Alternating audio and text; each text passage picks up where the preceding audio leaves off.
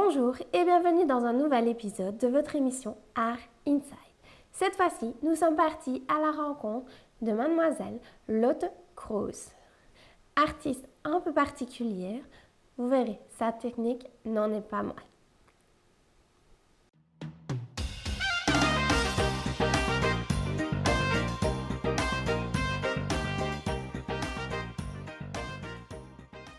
Je m'appelle Lotte Kroes, je suis flamande, comme vous pouvez entendre. J'ai un accent flamand, je suis néerlandophone.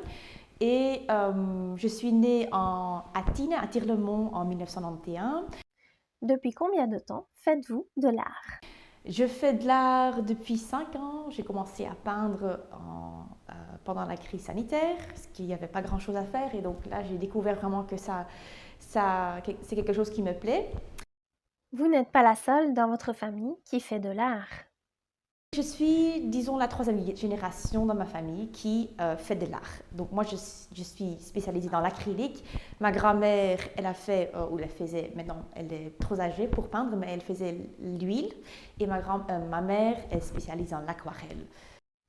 Est-ce que le fait d'être la troisième génération de votre famille qui fait de l'art vous aide? Oui, exactement. Ça me donne de l'assurance, la sécurité que je ne fais pas n'importe quoi et que je peux aussi en fait puiser des connaissances de ma grand-mère et de ma mère. Donc oui, ça aide énormément vraiment bon, pour apprendre bien sûr des cours, mais je crois que la connaissance qui est passée naturellement d'une personne à l'autre, elle est très valable aussi. Donc oui, c'est très précieux. Vos fleurs sont très particulières, tant dans la technique que dans la couleur. C'est ça, très colorées, très vifs aussi. Elles sont faites aussi de manière... en fait, je n'utilise pas de pinceau. Donc c'est très particulier. Ma grand-mère, elle ne comprend pas. Ma mère, parfois qui fait partie du processus, ça la rend folle vraiment parce que il y a beaucoup de chaos pendant le processus.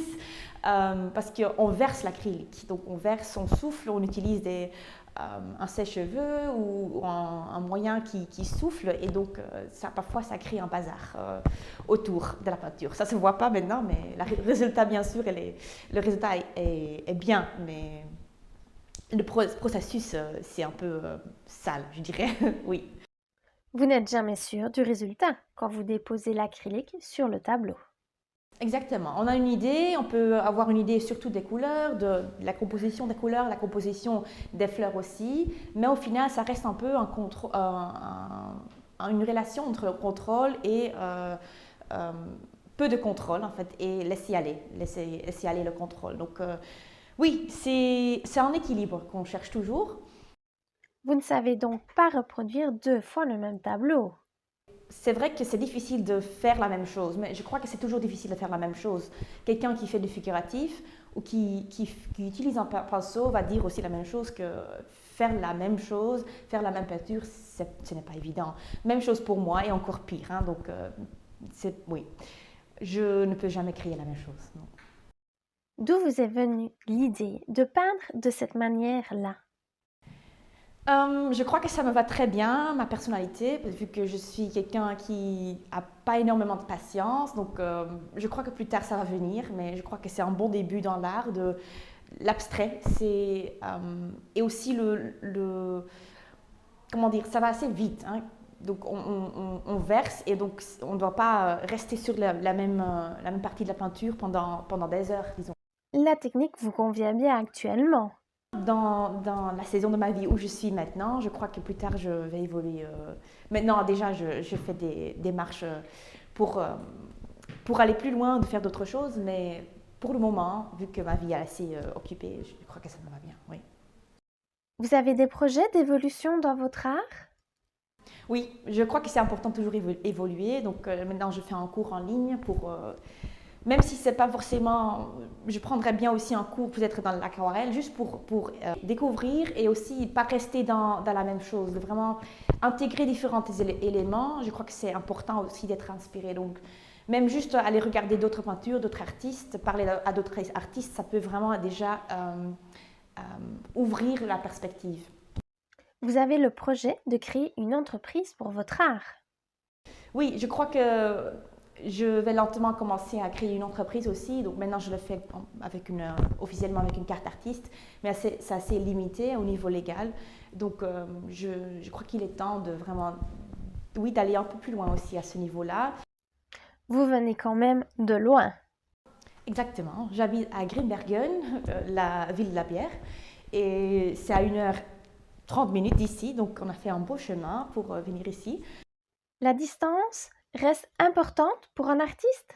Exactement, surtout parce que les gens qu'on connaît, ben, ils ne sont pas forcément localisés dans la ville de Verviers ou aux alentours. Donc, si on veut que les gens qu'on connaisse viennent voir les œuvres, on doit savoir qu'eux aussi, la distance est un élément important. Donc, je crois que c'est plus intéressant pour l'artiste aussi d'être ou bien au centre, par exemple à Bruxelles, ou aux alentours ou d'où on habite, si la famille est aux alentours, bien sûr, oui. Oui. La réputation d'un artiste doit d'abord se faire au niveau local. Je crois que oui, une partie, oui. D'autre côté, on voit bien qu'avec les réseaux sociaux, Instagram surtout, qui est une application très intéressante pour les artistes, on voit bien que beaucoup d'œuvres sont vendues juste en ligne. Est-ce que pour vous, les galeries ont encore de la valeur? Donc, je crois que les galeries, ben, ça a une valeur, mais il y a énormément pendant ce temps-ci une valeur, une importance des réseaux sociaux. Donc, oui et non. Vous avez déjà réussi à vendre en ligne? J'ai déjà eu des ventes aussi, des personnes que j'avais jamais connues, qui m'ont découvert en ligne, vraiment, qui m'ont contacté, qui ont comme ça, au final, on s'est donné rendez-vous, bien sûr, pour voir, parce que je trouve que c'est important de voir l'œuvre en vrai. Pas tout le monde dirait la même chose. Pour vous, les clients doivent voir en physique le tableau avant la décision finale. Pour moi, c'est vraiment quelque chose qu'on doit voir, oui. Et les clients disent la même chose. Ils ont dit, ouais, la photo, c'était pas la même chose. Donc, j'insiste toujours que les clients voient la peinture en réel. Oui. Pour vous, les réseaux sociaux ou un site internet sont juste des vitrines pour donner envie aux gens. Exactement, oui, exactement, oui. Dans notre prochain épisode d'Art Inside, nous partirons à la rencontre de Madame Nathalie Troquette, artiste au grand cœur, femme d'exception. Nous vous laisserons la découvrir dans votre prochain épisode d'Art Inside. N'oubliez pas, pour nous aider à soutenir les artistes, il vous suffit simplement de vous abonner à notre chaîne YouTube. Une bonne journée, à bientôt!